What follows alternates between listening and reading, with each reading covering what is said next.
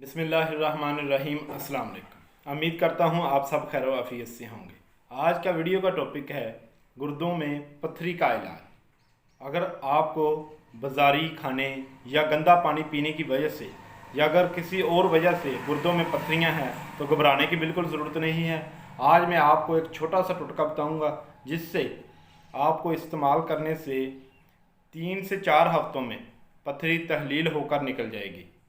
तरीका नोट फरमा लें। जैतून का तेल 1 चम्मच, नींबू का रस 1 चम्मच और शहद 1 चम्मच। इन तीनों चीज़ों को एक कप में मिलाकर रख लें और 3 से 4 हफ्ते इसको इस्तेमाल करें। इंशाअल्लाह अल्लाह ताला के फजलो करम से आपको पत्थरी की शिकायत नहीं रहेगी। आपकी पत्थरी तहलील होकर निकल जाएगी। ये थी हमारी आज की वीडियो। मज़ीद इस तरह की वीडियो देखने के लिए हमारे चैनल को सब्सक्राइब करें। शुक्रिया। अल्लाह हाफिज़।